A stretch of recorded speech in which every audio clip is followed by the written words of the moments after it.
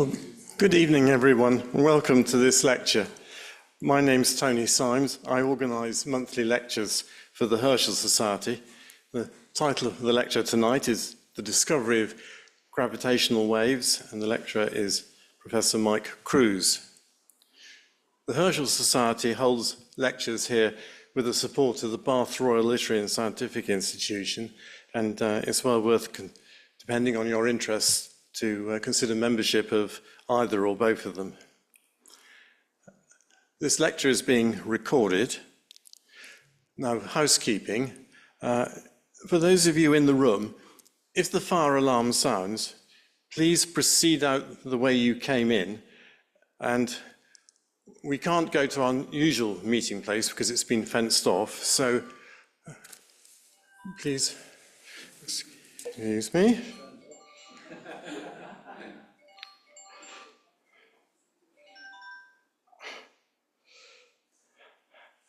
That's somebody we know. I'll say no more.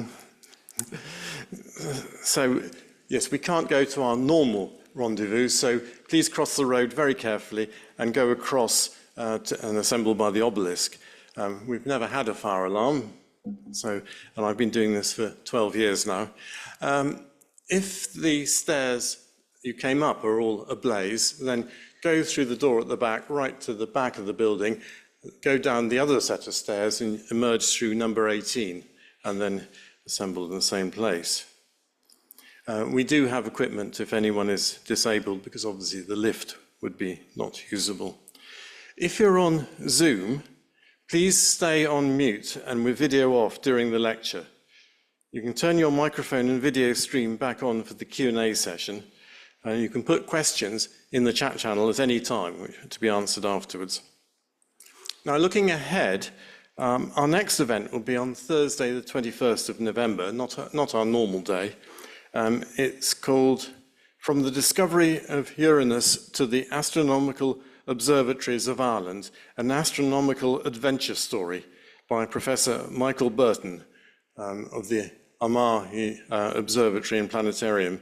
And we've had him before. He's a very good speaker. Back to tonight. Mike Crews has been active in space science for more than 50 years. His career has taken him from UCL in London and research in X-ray astronomy and the Hipparcos Space Astrometry project to being appointed Professor of Astrophysics and Space Research at the University of Birmingham.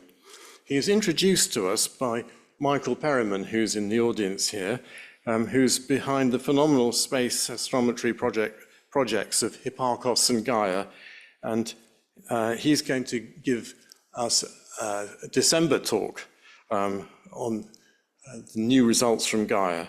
I'm now going to hand over to Mike Crews.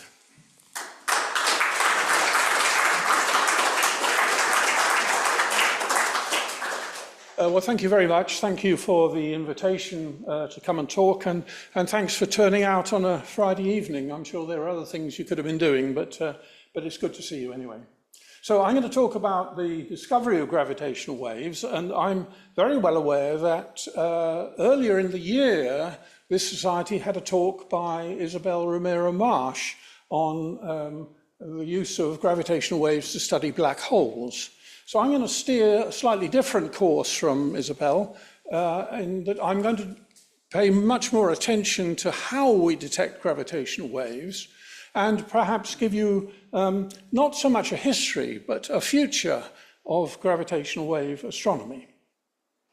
Well, we've all been doing this at some time in our life, looking into the night sky, and I think the important thing we all have to remember is when we do that, we're using electromagnetic radiation. Okay? Light is a vibration of electric and magnetic fields, so are X-rays, so are gamma rays, so is the infrared. They're just vibrations at different frequencies. And so we can look back on the history, as it were, of electromagnetic astronomy, and you will see later in the talk why I'm calling it that. So let's start at 1820. That's when the famous William Herschel here became the first president of the Astronomical Society of London. and it was all optical telescopes. You can see a fine telescope here with the observer's chair. By the time the 1930s came along, we were able to make use of radio technology, and people started building telescopes like this, a rather strange object. After the war, we had access to space, first of all, with sounding rockets that just went up for 10 minutes or so, but they allowed us to examine the X-ray sky for very, very hot objects. And then we moved on to satellites that could give us pictures in the infrared, and then satellites that would allow us to study gamma rays from the rest of the universe. But all of these are electromagnetic radiations at different frequencies, and I've marked the different frequencies here. We have to recognize that electromagnetism is what we call a long-range force. It's not like the nuclear forces that are confined to an atomic nucleus. It's a long-range force, and there's another long-range force, obviously gravity. Isaac Newton, who you see up at the top here, came up with a very simple formula for calculating the force between two objects, m1 and m2, separated by a distance r, and he gave us a simple formula for calculating the force between them. And that was amazing, because the use of such a simple formula allowed us to predict the planetary motions, predict the orbits of comets and things like that, to a precision better than we could measure in the 1800s, really up until about 1845, 1846. By then, there were errors creeping into the predictions from Newton's law, and another gentleman appears on the scene. I'm sure you'd recognize him, one Albert Einstein. So Einstein made an outrageous proposal in 1915. It was outrageous because it was so enormously complicated mathematically. It was rumored there were only 3 people in the world that could understand it.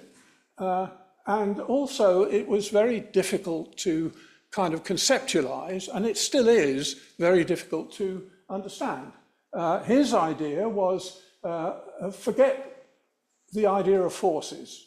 The Earth moving around the sun here is not moving in response to a force between the two, but is moving in response to the curvature of space-time. You can see the artist has given us a sort of picture of the sun, because of its immense mass, curving space-time, and then an object like the Earth moves not in response to a force, but simply in response to the curvature of space immediately in front of it.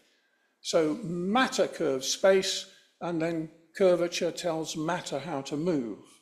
Now, the problem with artist impressions like this is this curvature is actually not the curvature of a flat sheet that you see here. It's a 3-dimensional curvature, and it's so difficult to imagine what a 3-dimensional curvature of space-time actually is. To me, the most visible representation of this sort of behavior is this. Here is a cyclist on a velodrome track, and there is no way that that cyclist can cycle on a completely straight course. You know that's true. The curvature of the track is making him cycle, her cycle in an ellipse or a circle, whatever the track is like. So you can see an example there of curvature affecting the motion of something very directly. And Einstein's proposal was that that is exactly what gravity does. Gravity curves space-time, and space-time tells objects how to move in response to that. Well, is this a pile of nonsense? Many people thought it was. Nowadays, if you look at a picture from the Hubble Space Telescope, you see curvature every day. It's so obvious that you cannot ignore it. Let me explain. This is a group of galaxies, very, very massive group of galaxies. So there's a huge concentration of mass in this area of sky. So if we go to the cartoon here we are on Earth. Here is the mass of galaxies, very substantial concentration of matter. And behind that group of galaxies, there's another galaxy. Not anything special, just an ordinary, everyday galaxy. But the curvature produced by the mass of these objects makes the light from that galaxy appear to us on Earth to be coming from different directions. Now, I might say this is grossly exaggerated, but look at this picture.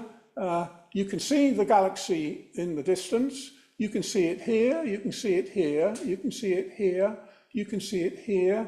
That's probably it as well. You can see it down here as well. There is no doubt at all that those are images of the same galaxy. It's at the same redshift, it has the same spectrum. It is an image of the same galaxy that has come to us by several different paths due to the curvature of space-time. Now, it's very common in astronomy for objects to appear in pairs. Famously, there are double stars, and what happens in those circumstances is the two objects will go round one another, or more properly, they will rotate around their common center of mass. So what happens to curvature in that situation? Well, here are two objects. They're a binary pair of objects, and the curvature now is sort of swirled around as these objects rotate around each other. And it's that swirl of curvature which propagates outwards from the binary orbit. That's what we call a gravitational wave. A way of sort of imagining how a gravitational wave affects things along its path is shown by this animation. Let's hope I can get it to work. What you've got here is a series of particles. They're in an isolated area, and the gravitational wave is moving through the center of them, at right angles to the board. And the feature of a gravitational wave is that it squeezes and stretches and squeezes and stretches as it moves through things. We calculate the intensity of the gravitational wave by comparing the maximum extension and the minimum extension, so the length of the blue line and the length of the green line. And so we call this a dimensionless amplitude. It's actually a fractional amplitude.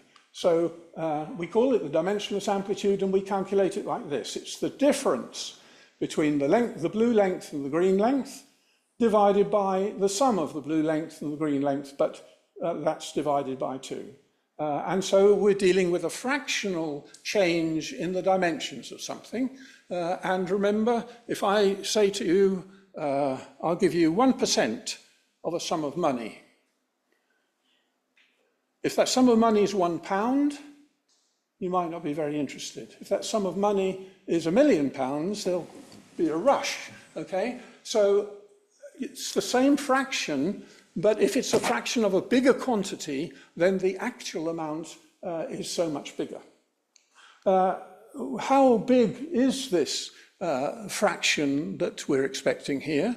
Well, in 1916, when Einstein first predicted the existence of gravitational waves, he did a quick, presumably back of the German beer mat or something, calculation, and he came away with the conclusion it was far too weak ever to be detected, and he cancelled any further interest in gravitational waves. But that was in 1916, very modest technology to hand.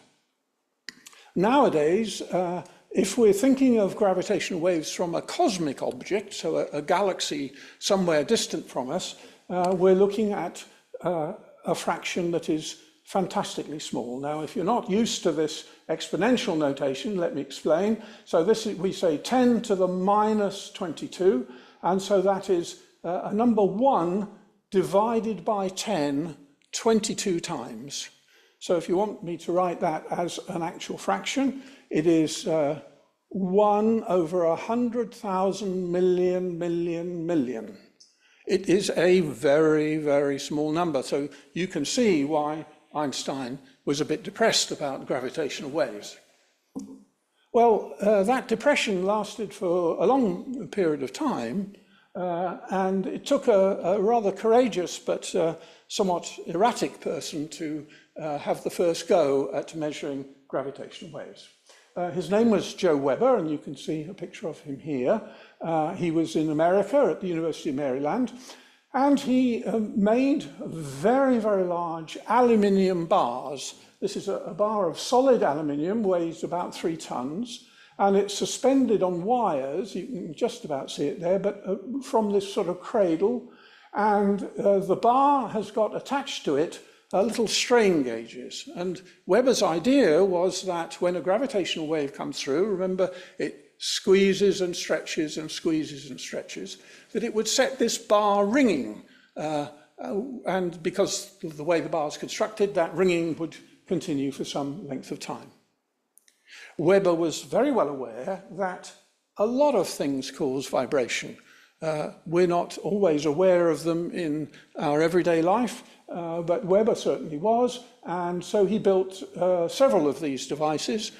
In particular, he had one at Maryland and one at the Argonne lab in Chicago, 1,000 kilometers away. And the idea there was to make sure that if a lorry went past his Maryland detector and made it vibrate, it's unlikely one would be going past the one in Chicago at exactly the same time. So he looked then for coincidences between these two detectors on the basis that a gravitational wave from a very distant galaxy would hit both detectors at the same time, but local interference most likely wouldn't. In 1969, Weber claimed that he detected these coincidences, and they were due to gravitational waves from our galactic center.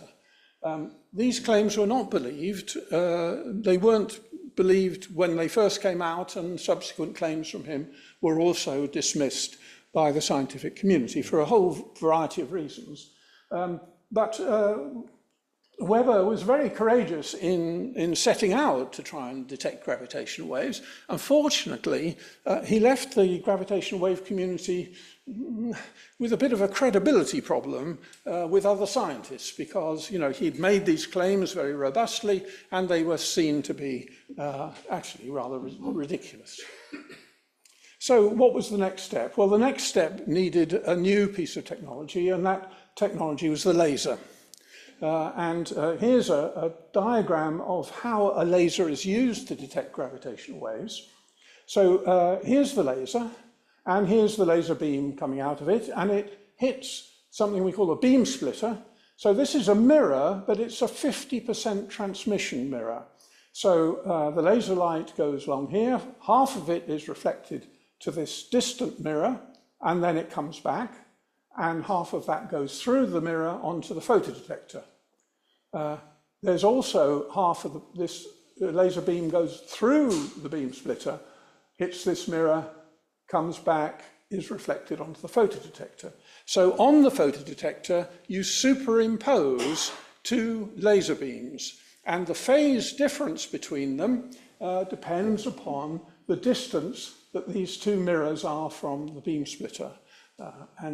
So if you look at two of the laser beams, here is the electric field of a laser beam, and here's the electric field of the other one. And at the moment in time I've captured here, you can see the two peaks are simultaneously present, and they add up to make a very big peak. But you'll see in a moment when this changes its phase because one of the mirrors moves, then you can get a complete cancellation. Right? You can see on 0 there and 0 there. So if you're clever, you can use very, very intense laser beams and get them to completely cancel out. And that allows you to measure tiny movements of the mirror at either end of that interferometer. So what do these mirrors look like? They're actually a bit difficult to see because they're reflecting in laser light and they're mostly transparent. You can see it here. They are the most perfect mirrors ever made because you need a completely flat wavefront of laser light if you're going to get it to cancel out all over the mirror. And the gentlemen and ladies, I'm not sure which they are here, are dressed in hugely expensive and elaborate clean room suits, because if you have a speck of dust on one of the mirrors, you're never going to get that complete cancellation. And so these things have to be kept extremely clean. Here is the mirror mounted in its operating position. It's actually in a huge vacuum tank. I'll show you the outside in a moment. And it's mounted on a jig here, which suppresses vibration from outside of the vacuum tank. It's absolutely vital to do this. When the detector was first switched on, it was violently jolted by somebody chopping down a tree 10 kilometers away, right? You can actually see waves falling on beaches 100 kilometers away.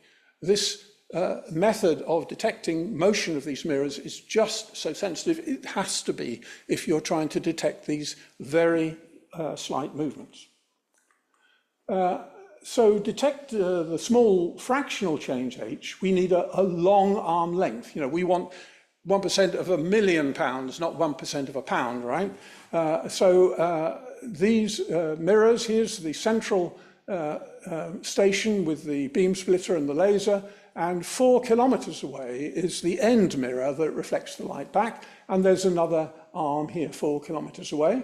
And just in the same sense as Joe Weber needed two detectors far apart to gain any credibility from a coincidence, so these are located, this is the United States of America, I'm sure you see. One's up in Hanford in Washington State, and the other is 3,000 kilometers away at Livingston in Louisiana. There is something I haven't shown you, but actually there's a little trick that's used. Although these arm lengths are 4 kilometers, they're made effectively much longer by having other mirrors inside the vacuum chamber, and the light bounces backwards and forwards about 300 times. So actually the effective length, the effective million pounds, is something like 1,200 kilometers, not just 4. And that means even with such a small dimensionless amplitude as 10 to the minus 22, you're looking to measure something on the order of 10 to the minus 17 of a meter. So that's between 100th and 1,000th of an atomic nucleus in size. That's the kind of mirror movement that you have to detect in order to make a measurement. Well, this instrument, I'm sure many of you have guessed, it's called LIGO. It was built in the United States. And when LIGO was first switched on, in around about 2002, it was switched on, and the sensitivity curve, which I'll explain in a moment, is this green one. And so what we're looking at here is the dimensionless amplitude that's being detected. Here is 10 to the minus 24, 10 to the minus 23, 10 to the minus 22, 21, minus 20, minus 19. So all of these are factors of 10 in this fractional change in the size of things. And this is plotted against frequency. So here is 10 hertz, 100 hertz, 1,000 hertz. So actually this is the audio range. I always think of it as the piano range. For those of you who play the piano, 2, 3, 4, 440. So here's middle C is about here.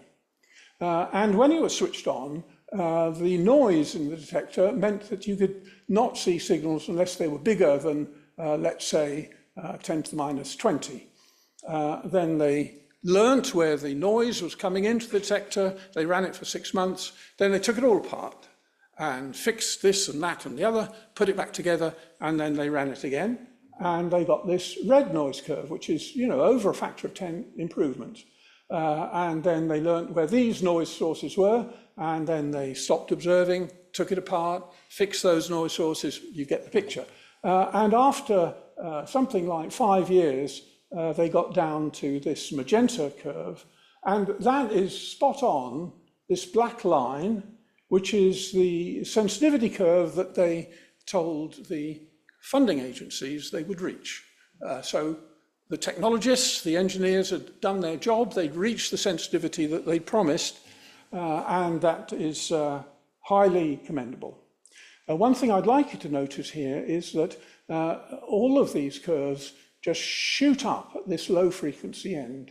And this is due to what's called ground noise. This is literally seismic movements, small shocks, as I've said, waves landing on beaches, trucks, aeroplanes, clouds even passing over the detector.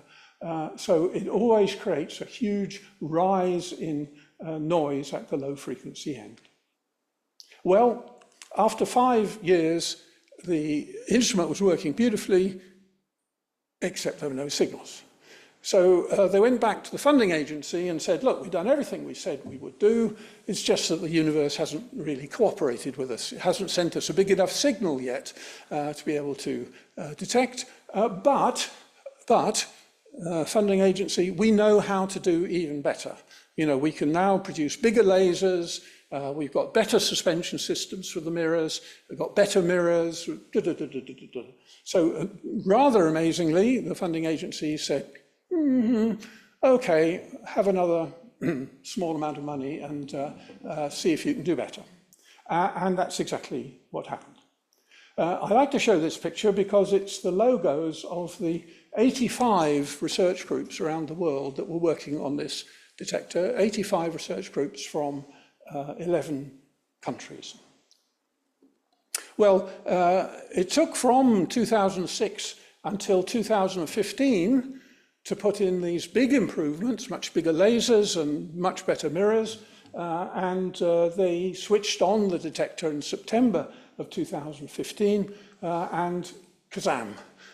They were actually just trying to measure the noise. They were not seriously observing, but 2 or 3 days after switching it on, the computer said, wait, just a minute, we've seen a signal. And I like this picture because you can just imagine these guys saying, what, did you see it? I didn't see it, did you see it? You know, you can just, I mean, just let me tell you this, not these gentlemen, but some of the people working on this project had been working on it essentially for 40 years.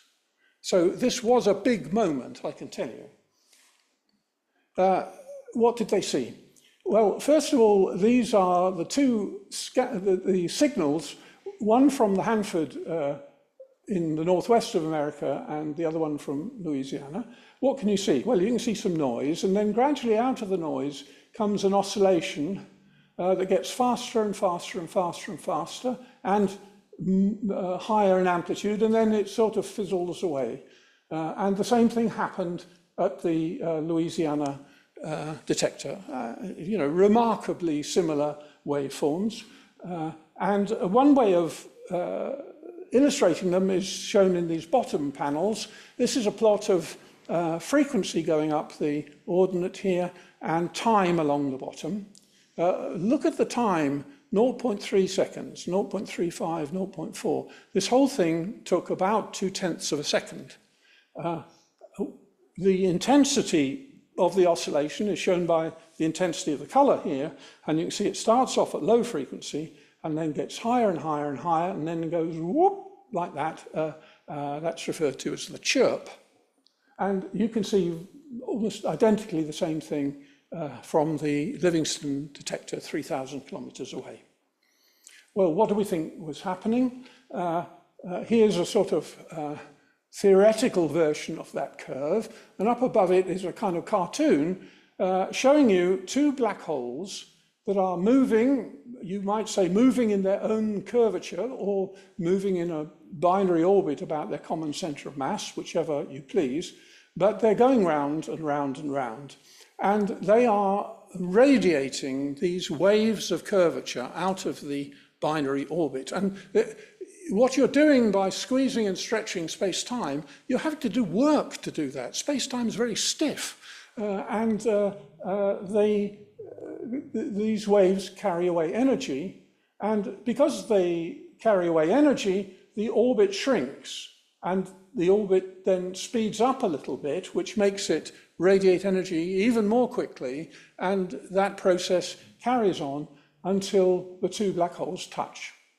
And then there's a funny little dance occurs because if you have two spherical black holes, they don't absolutely instantly become one spherical bigger black hole. There's a little bit of uncertainty, and non-spherical gravitation needs to be radiated away, and so you have what's called the ring down, which is this period here.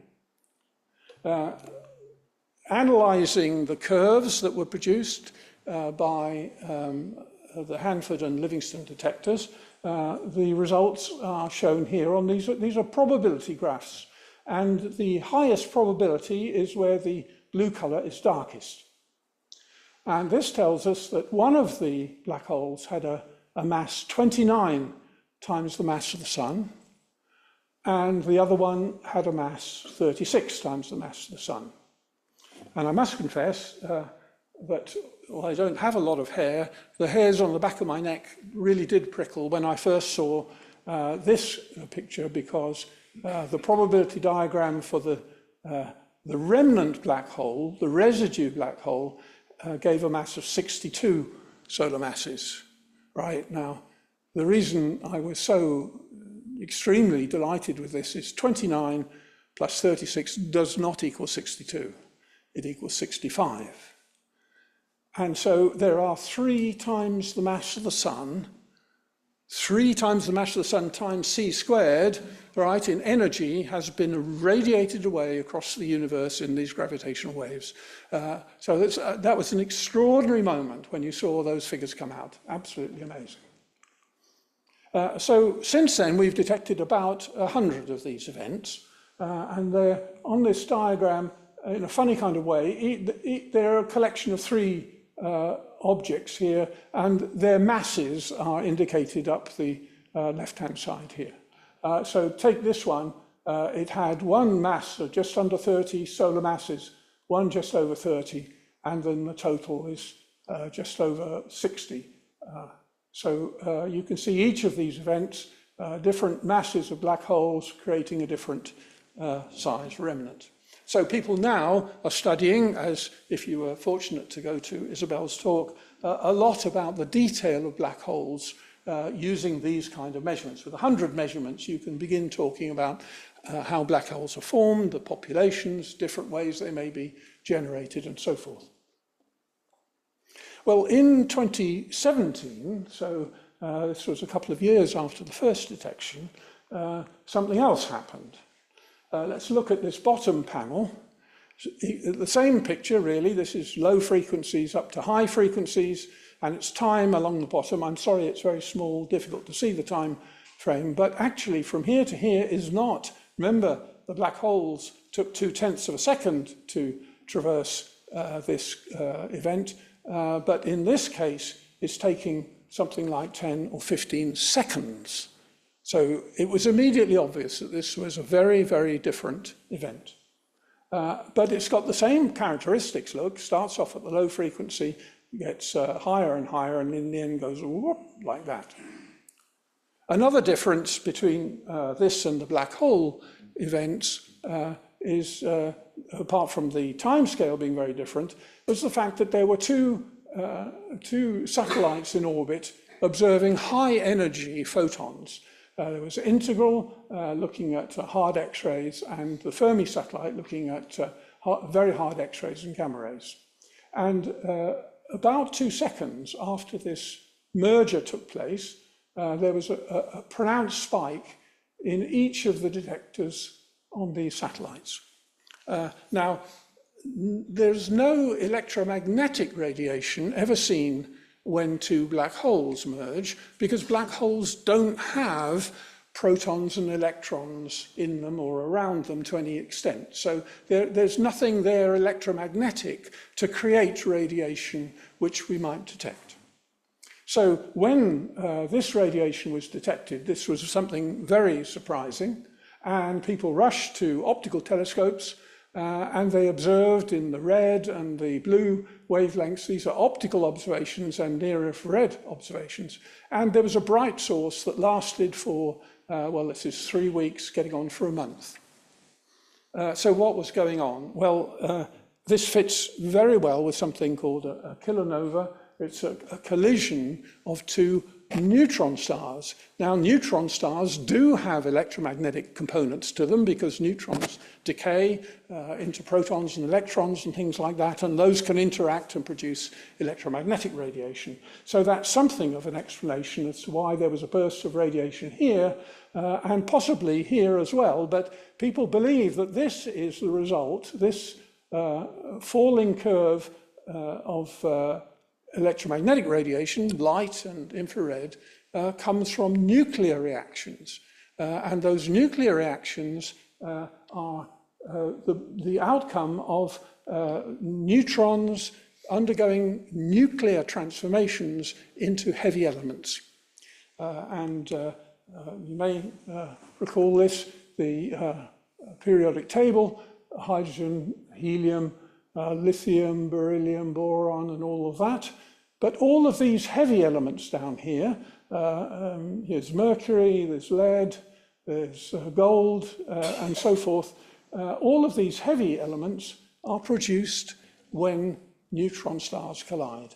If you've got anybody got a gold ring on this evening, that came from neutron stars colliding, hundreds of millions of years ago. And that material being thrown out into the interstellar medium, and then when our sun was formed from the interstellar medium, those atoms were collected up and have turned up in your ring. Very remarkable thing to see. Well, we know that there are a lot of stellar-sized black holes from the observations that LIGO has made, but we also know that you can look with X-ray telescopes. Here's a picture of the center of a galaxy with an X-ray telescope, and you can see two bright blobs here. They're captured in the caption here, and these are supermassive black holes. These are not 10 or 20 times the mass of the sun, but they're 1 million, 10 million, 100 million, 1,000 million times the mass of the sun. So how could we possibly detect those? If you have a huge bell in a cathedral, it goes bong. If you have a little tiny bell on your Christmas tree, it goes tinkle, tinkle, right? Bigger objects vibrate at much lower frequencies than small objects do. So in this case, the small objects were the stellar-sized black holes, and these bigger objects are going to vibrate or go in their orbits much, much slower than 0.2 of a second. And so what we have to do, because remember I showed you how quickly the noise was increasing at low frequencies for detectors on the ground, you have to go into space. And this is a project called LISA, and it has been formally approved by the European Space Agency and is sort of under development now, under formal development. And here's an artist's impression of LISA. It's got 3 spacecraft. They're separated by large distances, and you can see an artist's impression of the laser beams going between the spacecraft. And in each spacecraft, there is what we call a test mass. Here it is. It's a block of platinum iridium, highly polished, as you can see. And this is the mirror that was in the Michelson interferometer on the ground. So these laser beams are sent from one test mass to another test mass, and changes in the separation between them cause these lasers' phases to vary, and the measurement of that is an indication of a gravitational wave coming into this area of space, and it's doing the same thing gravitational waves always do. They squeeze and stretch and squeeze and stretch, and so these spacecraft are, the separations are changed by the gravitational waves, and that should appear as a signal. This is the sensitivity curve. It's a little bit similar shape to the one for LIGO, and you can see it gets down to something like 10 to the minus 20, but at frequencies now quite low. At a millihertz, 1,000th of a cycle per second, or one oscillation every 1,000 seconds. One oscillation every 15 minutes. That's the sort of time it takes a supermassive black hole to go around another one in an orbit. They don't whiz around 100 times a second. LISA, the test masses have to be measured, their separation has to be measured, or at least changes in their separation have to be measured to about 1/10 of a picometer. So that's 10 to the minus 11th of a meter. That's 1 over, you get it right in a moment, 100,000 millionth of a meter, or about 1/10 of an atom. But you've got to do it now. These mirrors are round about 5 million kilometers apart. So this is going to be the biggest instrument ever. It won't be in orbit around the Earth because the arm separations are much larger than that orbit. It will be in orbit around the Sun. And as it moves around the Sun through the year, the angles change, and it means that you can measure the position of the sources much more accurately.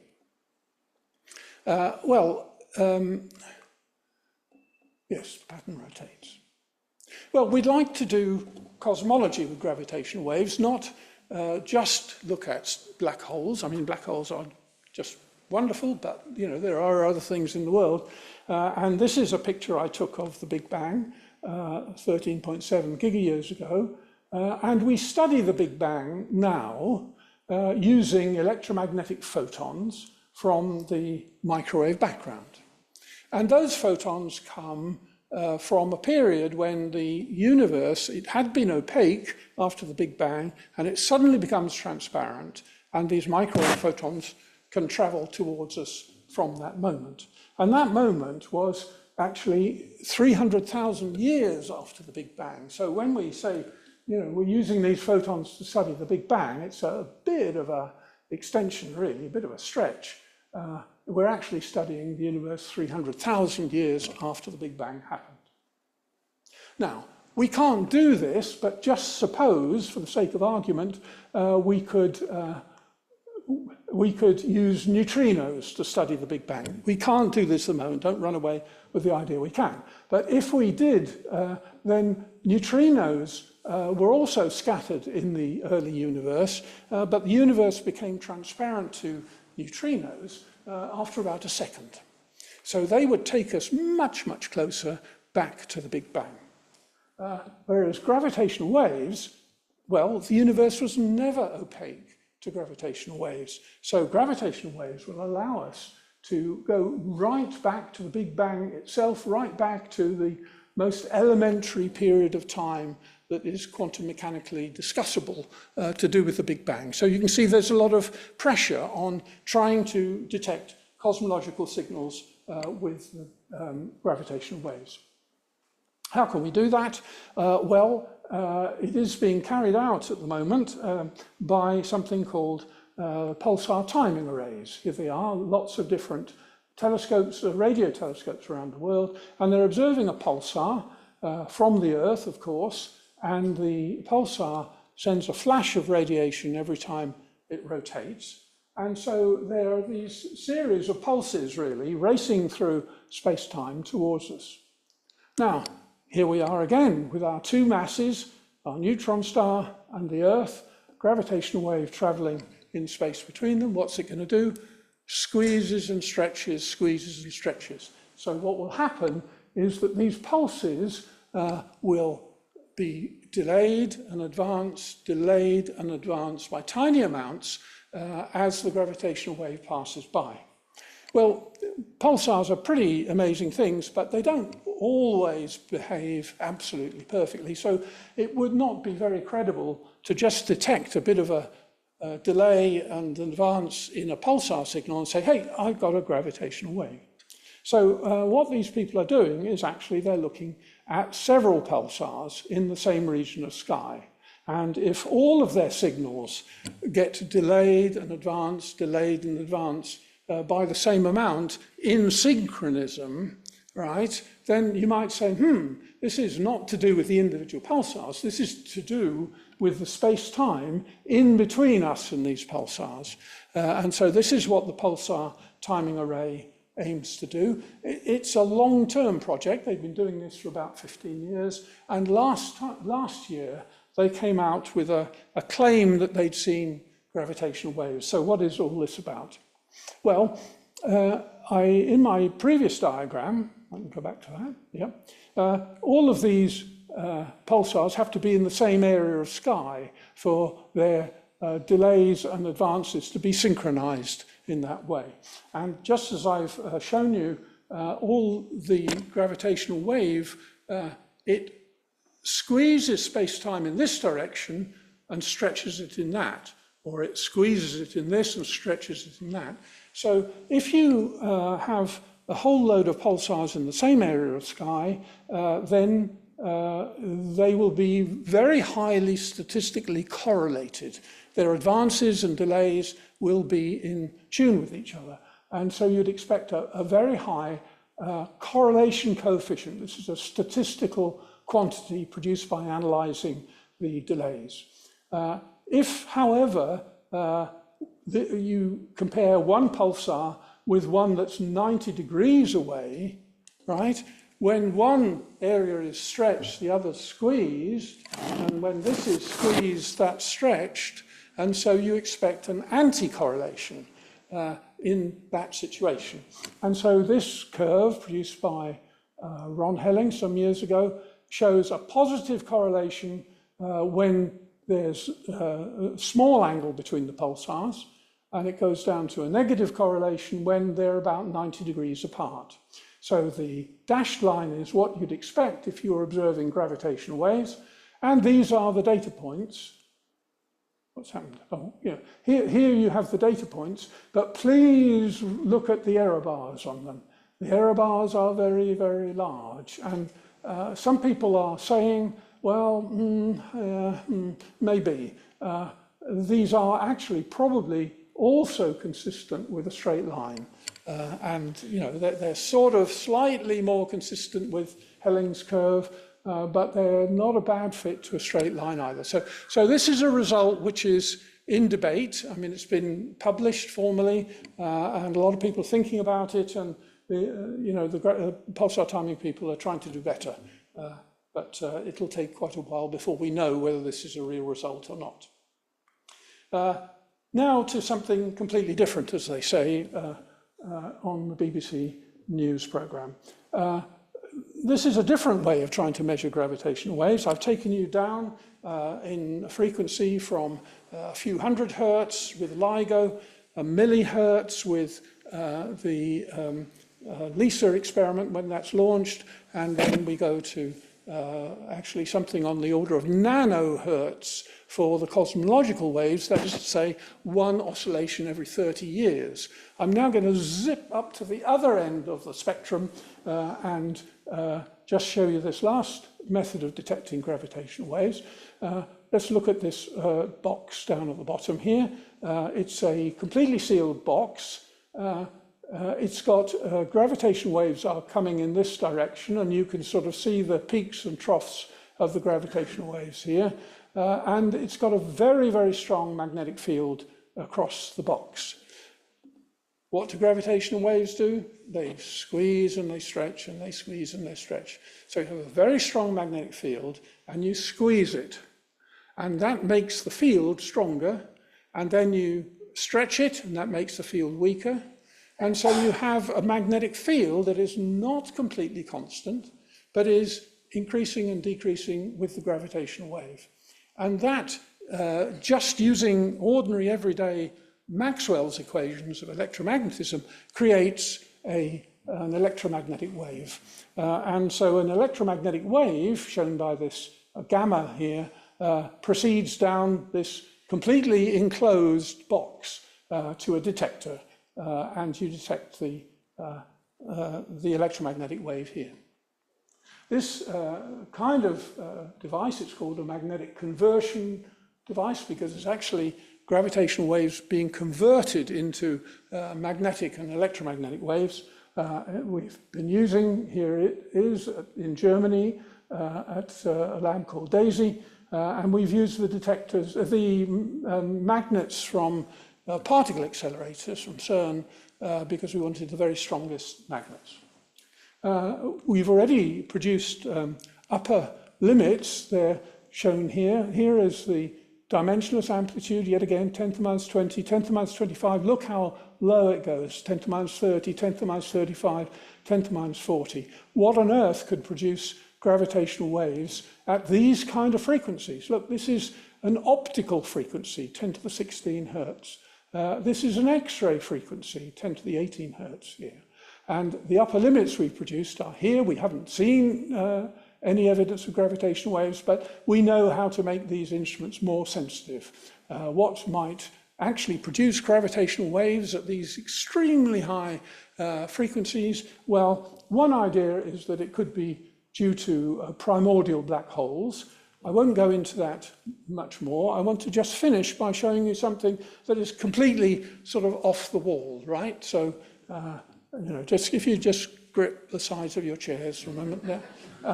Okay, so we have a problem with gravity, and the problem is this, that if you compare the strength of gravity with electromagnetism, or the nuclear force, or the weak nuclear force, gravity is 40 factors of 10 weaker. Now, nobody has the faintest explanation of why this is. Well, that's untrue. There are a million explanations of why it is, but nobody believes anybody else's, right? They all believe their own, but not anybody else's. And one idea, I'm just throwing this at you for a particular reason, which I'll come to. One idea is that actually, we live in a 5-dimensional space, right? So at the moment, you're all aware of 4 dimensions, north and south, east and west, up and down, and time, right? 4 dimensions. And what I've pictured here is something that the mathematicians call a brane, spelled like that, and the whole of our 4-dimensional world is on this sort of sheet. The idea is that there may be a 5th dimension. So that means that there may be other sheets like this, other branes like it, but we can't experiencing them because we're distant from them by a certain amount in this 5th dimension. But the idea prompting this is that in the 5th dimension, gravity is the same strength as all the other forces. So it's 40 factors of 10 stronger than we experience gravity at the moment. And the effect of that is that if there's some sort of very strong gravitational event, like a black hole crashing into another one, on our brain, it may shake our brain, and this separation between the 2 brains may sort of vibrate a bit. Now, it won't vibrate very much, but of course it's vibrating with gravity 10 to the 40 times stronger. So even a tiny vibration in the brain may create a gravitational wave that could be detectable. I put this up, I mean, it's not wildly accepted or anything of that nature, but just to show you that these gravitational wave detectors can take us into areas of fundamental physics as well as pure astronomy that we've simply not explored before. Well, I started out showing you the timescale for electromagnetic astronomy. Let's look at what the timescale for gravitational astronomy might look like. Well, the fixed point we have is that advanced LIGO is detected in 2015 at around 100 hertz gravitational waves. Let's be generous to the pulsar timing people and say, yes, you guys have actually detected a signal in 2023 at around 10 to the minus 8, 10 to the minus 9. So that's a nanohertz. So it's about 1 oscillation in 30 years. What next? LISA, don't want to discourage you, but LISA is probably going to be launched in something like 2038, but it'll look for gravitational waves around about 1 millihertz. I haven't mentioned this for lack of time, but some people believe that gravitational waves may leave an imprint on the cosmic microwave background, and there's a Japanese mission to look at the cosmic microwave background that could detect it. If it did, it would be detecting gravitational waves that have undergone 1 oscillation in the whole time of the universe. So that would be a very remarkable thing to do. We are already developing telescopes to replace advanced LIGO. I don't know when they might be built, but they'll be operating the same frequency range. So they'll be much more sensitive and stand a chance of detecting between 10 and 100 black hole events a day. So because they'll be so much more sensitive. And then I've shown you the magnetic conversion detector, which bizarrely goes up to these very, very high frequencies. Unlikely that cosmic events can produce gamma rays, produce gravitational waves at these frequencies, but who knows? But at least this is a different way of searching for them, and it may bring some surprising physics. Who knows is the conclusion to all of this. So thank you very much for listening.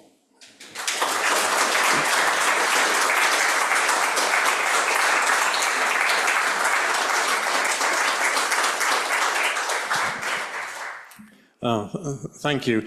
We can have some questions now, but we have a Zoom audience here, so it's very important that you speak into the microphone. It helps to hold it up, and as it's quite directional. But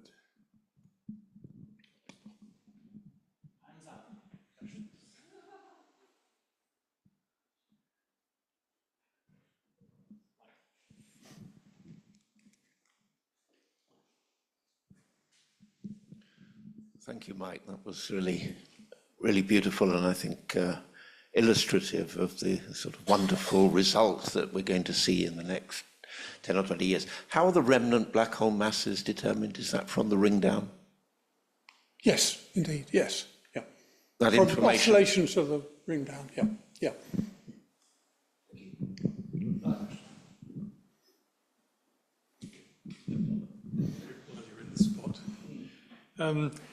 The story of the neutron stars I find particularly fascinating because they tell the story of the origin of a lot of the chemical elements, and I thought that was the most wonderful story, that it was possible to observe the radiation coming from the newly formed gold and platinum and uranium and whatever else was generated in that. I must admit, I don't know how many neutron star collisions have been observed so far. There's only one that has really been properly detected. There are a couple of neutron star black hole collisions which are speculated about, but no, there's only been the one that's been really a clear neutron star collision, which is a pity because people would learn a lot about neutron star matter if there were more of them to be studied.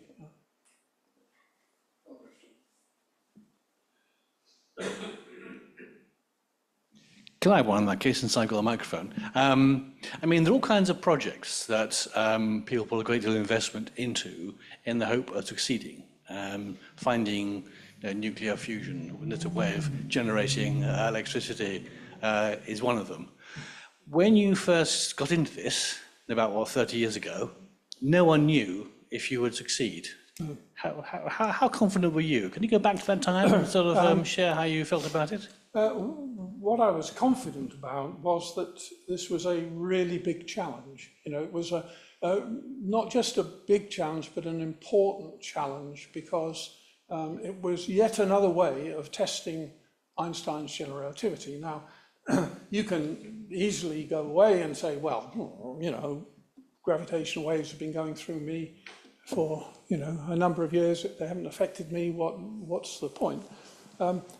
But I think it is very important to test these fundamental physical theories. And the super example we have in the case of Einstein's theory of general relativity, I'm sure you all know this, but it's worth repeating, that if you didn't use the general relativistic corrections in your sat-nav to the timing of satellites, at the end of every day, you'd be 14 kilometers out in your sat-nav. Your sat-navs just wouldn't work if you hadn't got this correction. So picture poor old Albert, you know, sitting in his office every day working these things out in 1905 to 1915. He had no conception of sat-navs or anything of that nature. And so I think it is very important to keep probing these fundamental physics things. You don't know when they will turn out to be important. And so for me, I could see this was a big challenge. And probably a challenge that would take the rest of my working life and maybe much more. But I can I remember very clearly having a conversation with a colleague of mine who'd been working on gravitational waves the whole of his career. I started a little bit later, Jim Huff, and just over a beer or something, we said, well, I don't know, what do you think is the chance of detecting gravitational waves before we retire?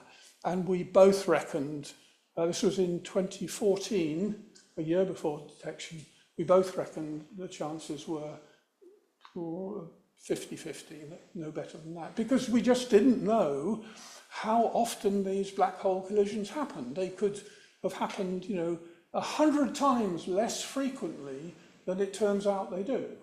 But there's a feature of gravitational wave astronomy which is quite interesting, that the evolution of these detectors from LIGO to advanced LIGO and so forth was often just by a factor of 3 in their sensitivity. It doesn't sound very much, but of course a factor of 3 in distance, when you're surveying the whole universe, it's 3 in that direction, 3. So it gives you 3 times 3 times 3, 27 times the volume of the universe to explore. So if these things are happening randomly around the place, then you've increased your detection rate by a factor of 27 when you've just increased the sensitivity just by a factor of 3. So I think there is still a lot of mileage. I think there are going to be detections which are more puzzling than the ones we've seen so far. The ones we've seen so far, when the analysis has been done, they're just absolutely what you would expect from general relativity. There may be some collisions that show us different kinds of objects. We don't know. But let me just finish by saying it was a gamble in my part, but it has paid the mortgage.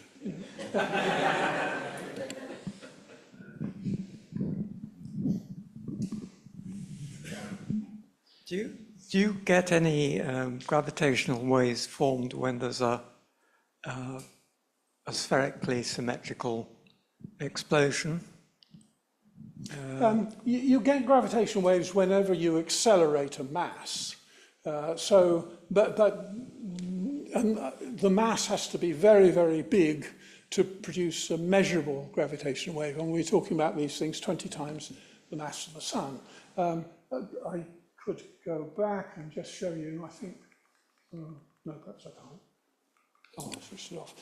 Well, anyway, you can calculate gravitational waves from, for instance, mass movements inside the sun, and they would be at something like 10 to the minus 41 in dimensionless amplitude, so way below what we can measure now. So anytime you accelerate masses, you're going to be producing gravitational radiation, but to produce something detectable, you need to have a high acceleration and a big mass.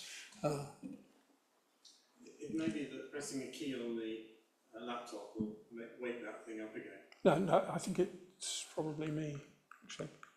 There we go. I was just going to show you.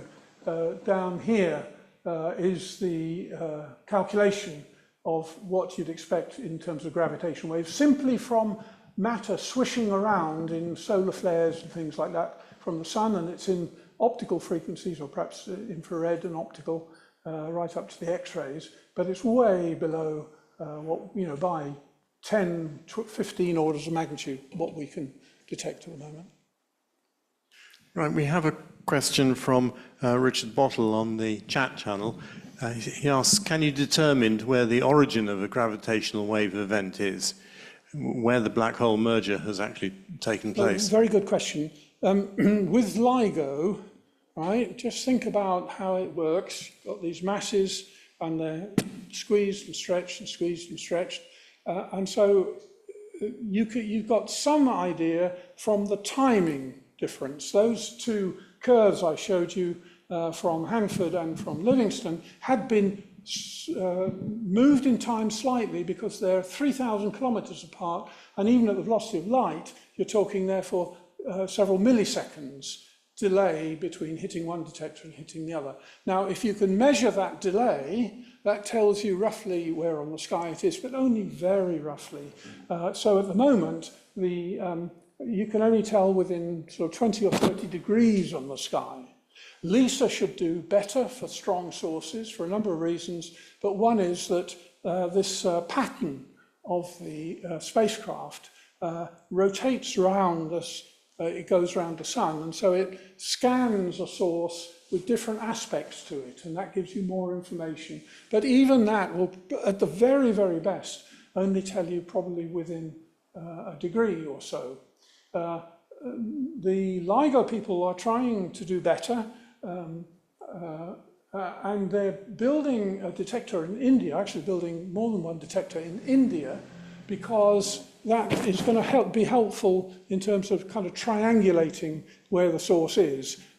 You've got two in America, you need some at a different longitude down in another part of the Earth. And there was a hope to build one in Australia, but the Indians now are building a detector that will be helpful in locating things. But even so, it's not like optical astronomy. The one thing gravitational wave astronomy does do, it immediately tells you the distance to the source, which is a very remarkable thing, that the first detection we used 1,200 million light years ago or distant.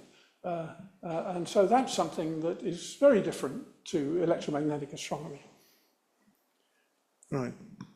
Have there been, or are there any prospects for correlating one of these events with an optical event? Something we can see? Well, the neutron star event was the one that has been so correlated, and that was done because there was these spikes in the gamma ray satellites, and they had a fairly good positional measuring technique, and so they told the optical astronomers, look, in that area of sky, and they found a galaxy, NGC 4993, I think it was, that had got a bright source in it, like a nova, and it was obvious that this was the source. Right.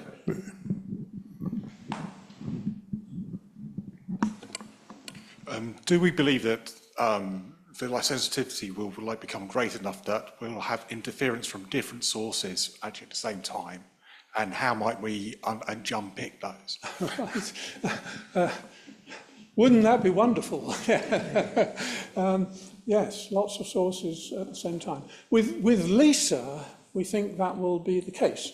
And the reason for that is that these supermassive black holes go round each other for millions and millions of years. And the sort of signals they produce obviously get bigger in intensity as they get closer to a merger. But even when they're a long way from a merger, we think we should be able to detect them. So instead of having just sort of flashes here and there, you're going to have lots of signals coexisting. But they'll be at different frequencies. And so by using frequency analysis, you can separate them. However, one source of gravitational waves that we believe LISA will detect is binary white dwarfs in our galaxy. Now, we know a lot about these from optical measurements over nearly 100 years, and there are millions of them. And so it may well be that there are parts of the frequency spectrum where there are simply so many signals from these white dwarfs that they produce a noise in themselves, and we can't separate them out in between. They just will affect the sensitivity of the instrument because there'll be so many of them, we won't be able to separate them. But, at the moment, that sounds like a wonderful problem to deal with, to have too many sources. Another question.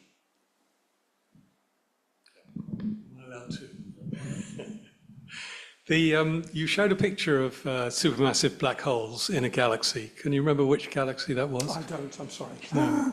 Sorry, it was an X-ray galaxy, Okay. well, an X-ray picture, I can't remember. Because I think one of the first galaxies to have two supermassive black holes was NGC 6240, which was one of the ultraluminous infrared galaxies. It was quite famous for that.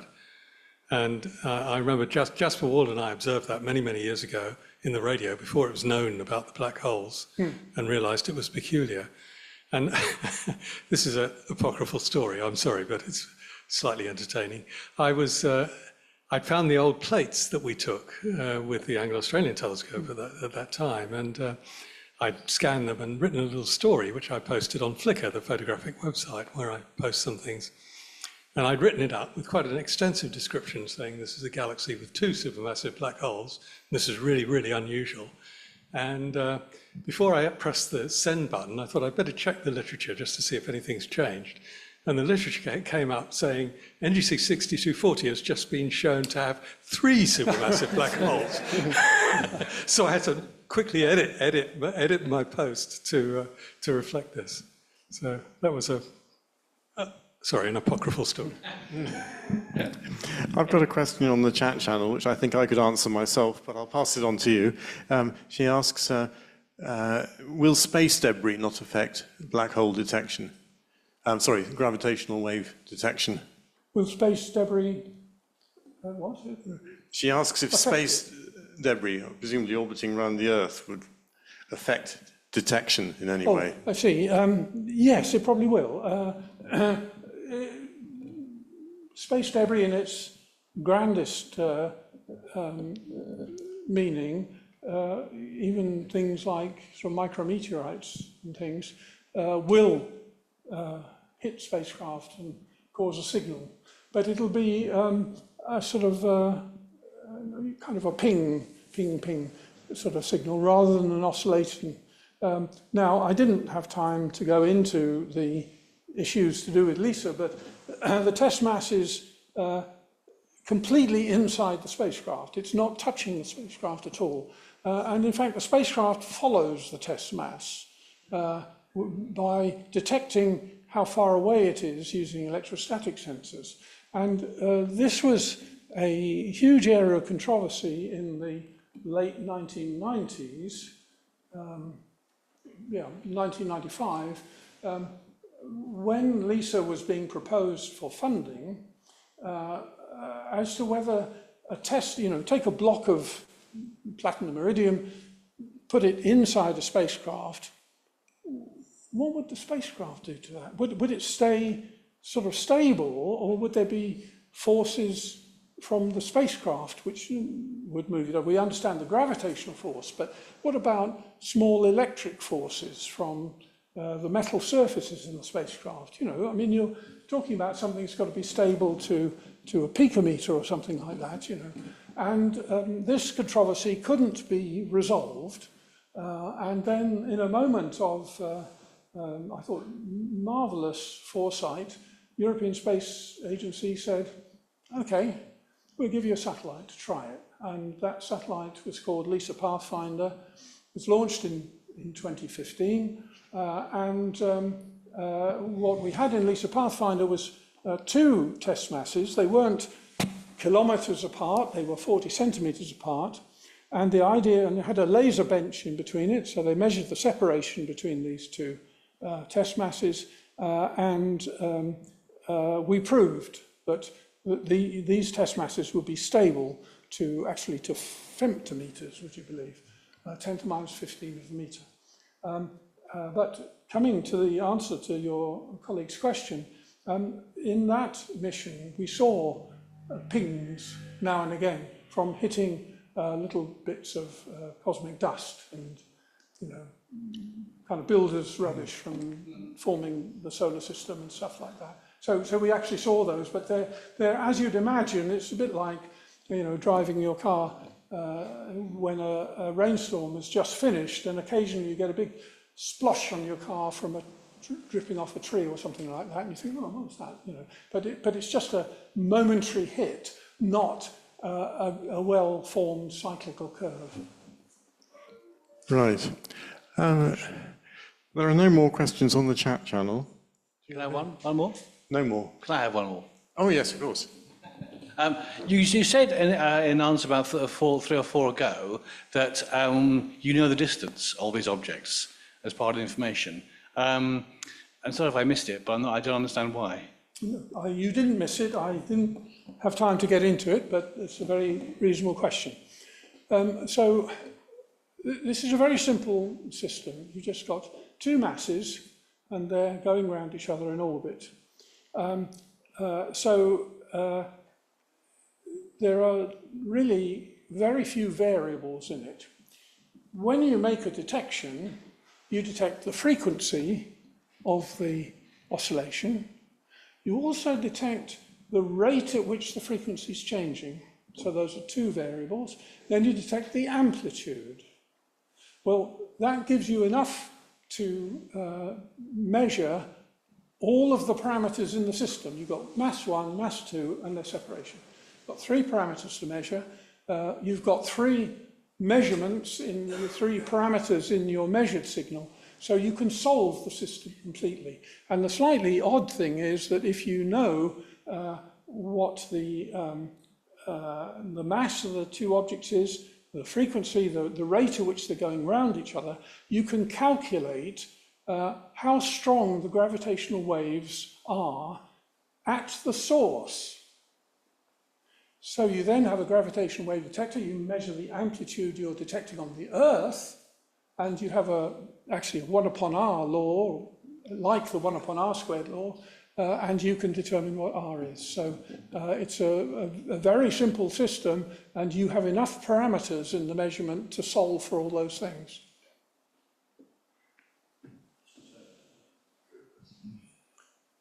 Right.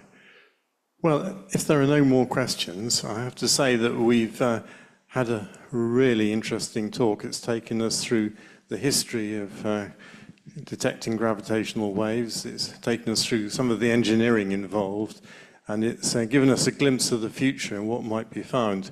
So let's show our appreciation to White Creek.